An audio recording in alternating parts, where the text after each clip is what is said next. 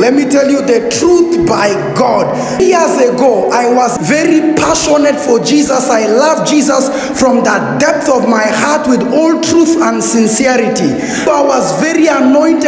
I walked on the streets and saw the names of people floating on their head. That's how acute I was in the things of the Spirit. But ministry refused to open. Nobody was putting a demand on my grace. I was just burning in the secret place with these things, and I was like, God, how can a man be this anointed, yet there is no visibility and nobody is putting a demand on that grace? In the nights, Satan will now oppress me. All these foundations will fight me. Let nobody lie to you or that you're born again, you're a new creation.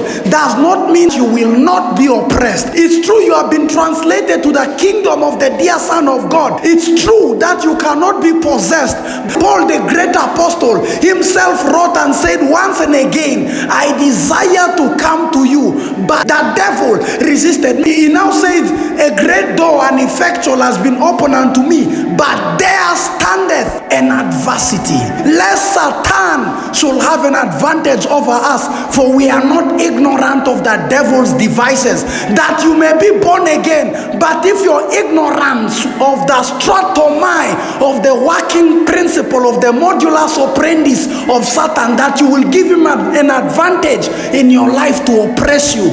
I saw how passionate I was, yet this thing was not opening. I reached a level I knew that this is not process again. This is the finger of darkness. And so in my pursuit and my passion to find a solution to my problem, I began to listen to any and every sermon on deliverance. And now I landed on a certain sermon which I keep recommending again and again, a series by Apostle Joshua SELMAN entitled The Mystery of Deliverance. When I got that 3-part series in my hands, it was preached in a period of 3 weeks, but I listened to it in 3 days. I listened to it with oil in my hands, and I kept praying. I kept praying and fasting and hungry, trusting God for grace. On the 4th day, it will be how I'll get my deliverance. After listening to the last part of the series, I now laid hands on my head, picked oil, and put it on my head. I was following along together with those